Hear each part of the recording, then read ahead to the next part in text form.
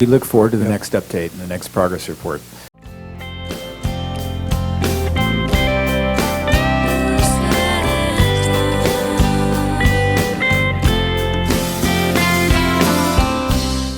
You want to do the Carpinteria Beach nourishment first? Okay, we'll move to number 9.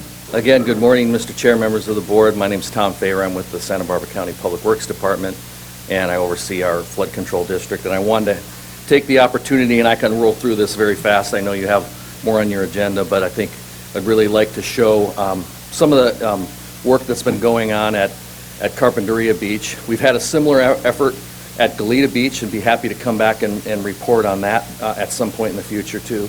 But I'll limit most of my comments to Carpinteria Beach at Ash Avenue. Next slide, please. We've been almost going non-stop on sediment hauling and from the beginning of the year, and we've had many storm events that have rolled through, and we started our debris basin work actually in November of last year, but really started working at the two beaches, I think in February is when we started moving there.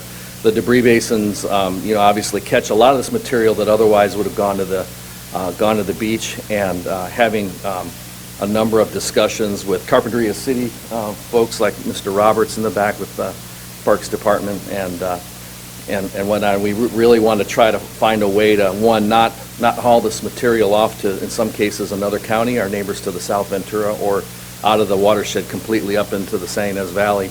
So we started that work. So go to the next slide. Just to show, we talked a little bit on Goleta Beach about storm turbidity. The turbidity that has come out of these burned watersheds, I believe, far exceed what we could ever do. And in fact, what we saw during our initial work at Goleta Beach, a lot of that storm turbidity was a huge plume that came out of Tecolote Creek, which was a burned watershed from the Whittier fire. We had a rather large event and a huge plume that came out. I wish we could have got drone footage of that, but out of Tecolote Creek all the way to Goleta Beach, just like this plume is going all the way. You can follow it. I drove down to Los Angeles. You can see that plume going all the way almost to Ventura at times. Next slide. So at Carpinteria, we started on February 4th. We have recently now completed 20 days total transport, about 24,000 cubic yards, similar amount to Goleta Beach. One thing we've done at this time, perhaps a little bit more than in periods past, is the addition of cobble, more cobble. Matt begged us for more cobble to help anchor the beach, and so it'll be a really interesting case study to see what happens with the addition of that cobble, which, by the way, we also did at Goleta Beach as well. And exactly as you described, you put the cobble out there, and with the tide and the wave action, that cobble just disappears. But it does form the anchor of the beach, and it's the spine of the beach, as Mr. Roberts mentioned. So next slide. So we got all of our permits. Actually, we got a contact from the regional board at the end of 2018, before we got in this season, and said, let's just permit this now. Let's not do an emergency permit. So we actually got our regional water quality control 401 cert in advance, and they were very happy, very helpful. And I'd have to say most of the resource agencies have been very accommodating and helpful, and we're very thankful for that. I hope that we can move into more of a routine aspect of this, because one, I frankly am insulted when I'm often accused of just doing this in emergency. We have tried to permit this as a routine matter for years and years and years, and then we end up unable to do that, and we end up in emergency. The emergency is a result of the failure of the process to permit it routinely. Next. So the sediment sources, Santa Monica Debris Basin, the channels here in Carpinteria, which when they flatten out, when we get close to the Carpinteria Salt Marsh, material comes out of there. Gobernador Debris Basin, which I want to mention if you haven't had an opportunity and you want to go see what we did up there. Many years ago, we actually modified that debris basin to allow more sediment to pass through. Ideally, it would work out for everybody's benefit if we didn't even have to touch this stuff and it just made its way naturally to the beach. Gobernador is a great example of how we're trying to do that by notching the debris basin And frankly, we did it. We weren't sure what would happen, and the debris flow showed that it worked perfectly. Stopped all the rock that came down in the basin. That basin, like all of our basins, was overtopped, so a lot of rock did go by, but really limited the amount of sediment that we had to pick up and carry off. So we're looking at doing more of those in future options, and as money and grants come available. Also, we had the material come from Lower Toro debris basins. Next slide. By the way, you can see some of the cobble there in those basins. There's Gobernador on the right there. You can't really see the dam has a notch. The notch is on the left there, and then down in Franklin Channel, just gets down, and actually the tide action will actually stop that material in the channel itself, and then we have to go pick it up and get it out of there. Next slide. So the sediment sources for Ash Avenue, mostly from the Toro to the east. That includes Santa Monica, and then all the way over to Carpinteria, Creek, which includes the Gobernador Basin. Franklin as well. Next slide. So we do testing on this now, and of course all this sediment has been thoroughly washed. It's how it got into the debris basin and even all the way down to in the Franklin Channel. So we test for pesticides, hydrocarbons. We actually have a monitor at each beach location with a handheld VOC meter, and he samples periodically for VOCs, and have never detected any VOC. That would all be washed out to sea. There's no way that could get really trapped in that washed environment. And then we have weekly ocean water testing for indicator bacteria as well. So Ash Avenue, some pictures. The one thing we did do here, working with the city, when you truck a lot of material, there are impacts, and we're coming right through downtown Carpinteria, and we recognize that. We built a little pad there on the right of gabion, what we call gabion rock, like about 4-inch minus rock, that would allow the trucks to dump their load and then come off that rock and then not carry resident sediment all the way through Carpinteria. We found that worked really well on top with our sweeping. Next slide. And then the ongoing operations where the material is put there, and then our permit from the Coastal Commission requires that we actually move that to the surf zone. So that's why it's pushed out, and we do the same thing at Goleta Beach. It's pushed out in the surf zone, and then the natural process starts the sorting. Next slide. So again, here's the turbidity versus what we do in turbidity in terms of what nature does. After a storm, obviously the natural turbidity is quite a bit higher when you're in the absence of the storm, and keep in mind it takes us often weeks to continue this work. Then our turbidity will actually be much more noticeable. But the natural turbidity, we had a picture. I don't know if it's in here or not, that the turbidity from one of those storms was a mile out. I think I sent it to Supervisor Hart, showed you that. Next slide. And so obviously we don't have to talk to you about the benefits. This is material that's in the system. All mountains want to become beaches, and we are just simply trying to come up with a way that would augment the beach and continue that natural process. Unfortunately, we've interrupted that process. If there weren't a city of Carpinteria, if there weren't a city of Goleta, if there weren't cities of Santa Barbara in the way, we wouldn't be doing this. But now we're forced with sometimes having to pick it up and help it on its trip to the ocean. Next slide. There's the first day on February 4th in Carpinteria. Next slide. And then there we are completed. Look at how that kind of delta has built up. And again, we haven't had much surf this year. We had painfully low surf last year. So hopefully with some surf, that'll really help spread that out. Continue on. Next slide. And again, and when we're finally done, we'll work with the city and go back and do grooming as necessary to help spread out some of the cobble and help the beach for long term. I think that's there's another picture. So with that, I know we're running late, but I'd be happy to answer any questions. Thank you, Mr. Fairham. That was really helpful and great visual story there. Any questions for Mr. Fairham? Director Weir? Thank you. So how do you choose the spot that you're going to deposit it? Is it access or geology, or how is that chosen? Through the chair, it's access. the access is key. A lot of people have asked us, but there was a lot of unfortunate dialogue last year during the debris flow, and why don't you, put it on the beach in Montecito?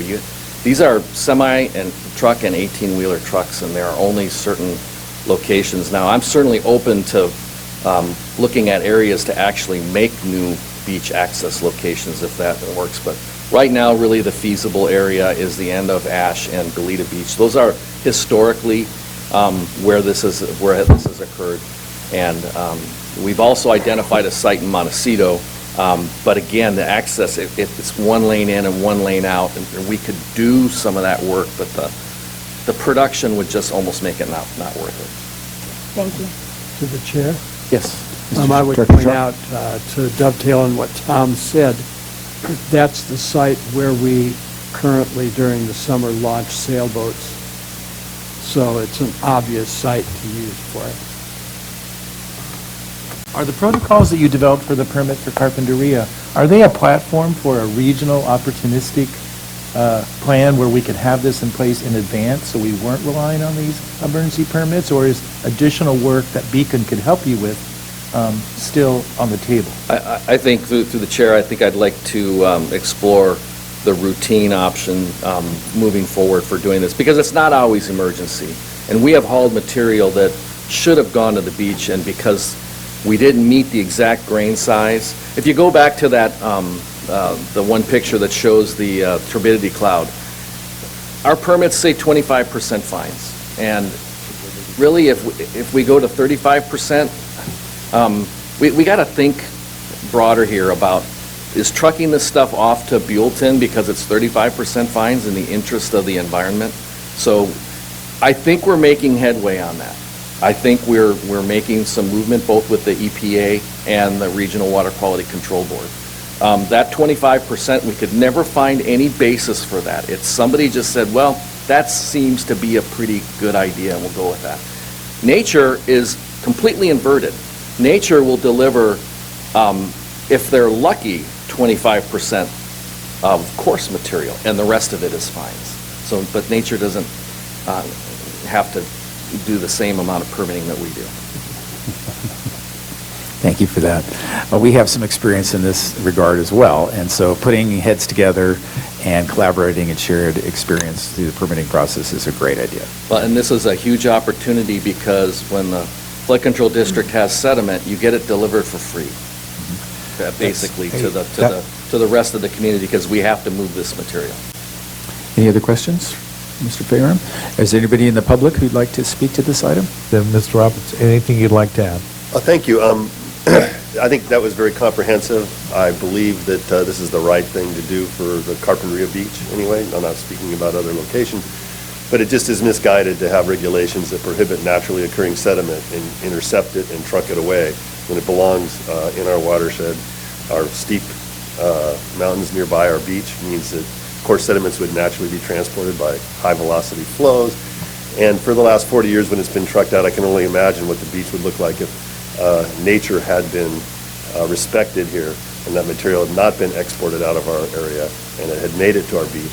I think it was fascinating about the kelp forest, because I also, as a boater, lifelong boater, always felt that behind a kelp bed there was a lee shore and there was always a sandy beach. And so intuitively, Carpinteria behaved the same way. As a diver, I used to see a lot of cobble beds out there to the east of our bedrock reef, and that was all on holdfast that was cobble in nature. And all those coarse sediments, all those cobbles, all those rocks have been starved.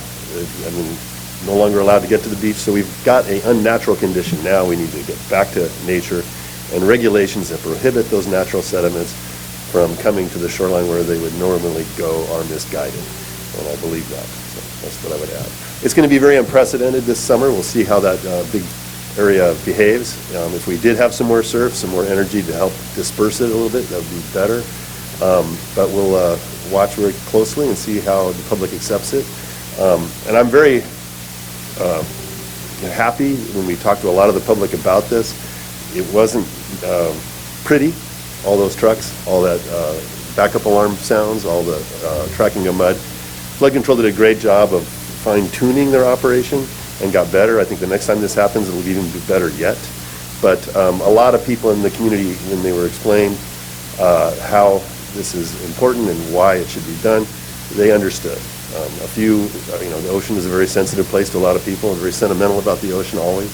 But I think the community acceptance overall was good for a first round, and I think it'll get better as time goes on. Thank you for that. Mr. Chair, I did want to say that one of the things that we're fortunate to have is a beach camera at Ash Street. You'll see the color of that sand, you'll see the beach change, you'll see it lighten up and brighten up as it gets bleached out. Also want to recognize that certainly the sediments that have been brought here out of the debris basin certainly flow in the river of sand that moves down the coast. It'll benefit certainly Ventura County and all the cities and Beacon in Ventura County. And we estimate that's probably 4 to 5 to 6, 7 years before the sediments head down in that direction.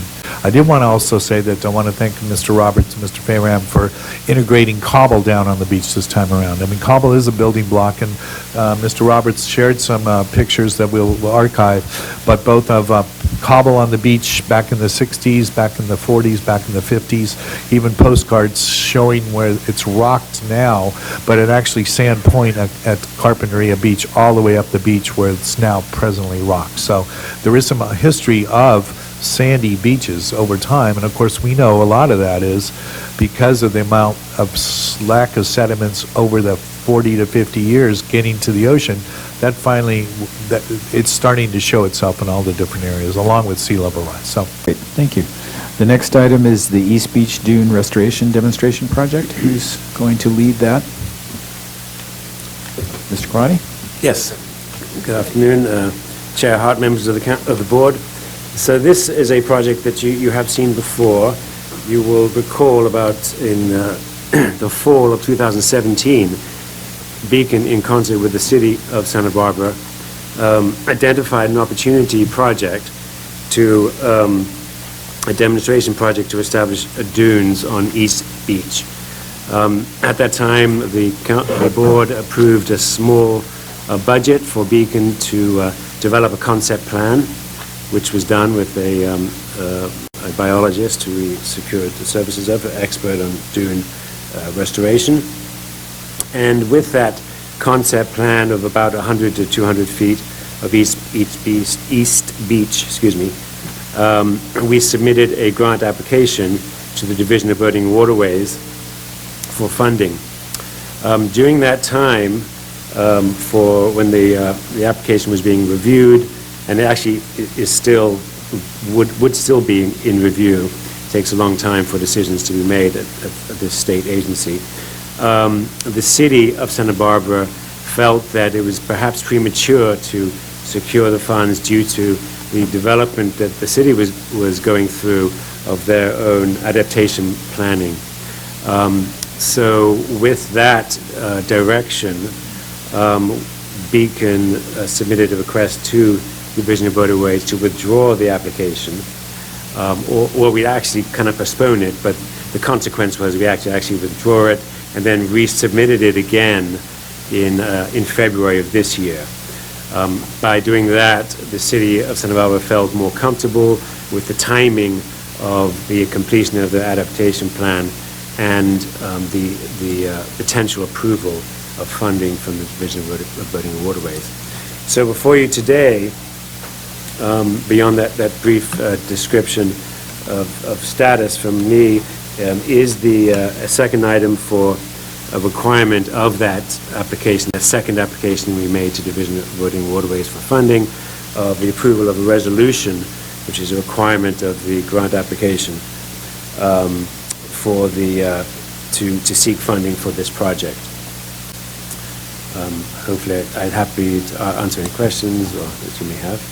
One of the questions I had on this is, just to clarify, is this project would be taking away the non-natives and kind of restore it more to a native habitat? I think I apologize for not clarifying the scope of this effort. We're just today just trying to secure funding to implement the project, and the scope of that project would be conventional in terms of the further development of the preliminary design, full environmental review, securing of all permits, and then final design and ultimately construction. So we haven't got to that place, but we would obviously have to comply with all those type of CEQA issues and permitting conditions. Any discussion to the motion? Is there any public comment on this item from anybody in the audience? Okay, all those in favor say aye. Oppose? Aye. And abstain. Matter carries unanimously. Brings us to our Executive Director's report. Thank you. The one thing I did want to say that, like I said, any of the sediments that get brought to the beach through this opportunistic beach, which is why we're working on, they eventually, whether they start in Goleta Beach, eventually works its way down Santa Barbara, it's moved around the harbor, eventually finds its way into the system and continues all the way down to Port Hueneme and then, of course, into the submarine canyon. Any other questions for Mr. Brennan? Is there any public comment to the Executive Director's report? Seeing none, we are adjourned to our next meeting on May 17th, back in this room at 9 a.m. in the Carpinteria City Hall. Thank you, Thank you. Mr. Chair.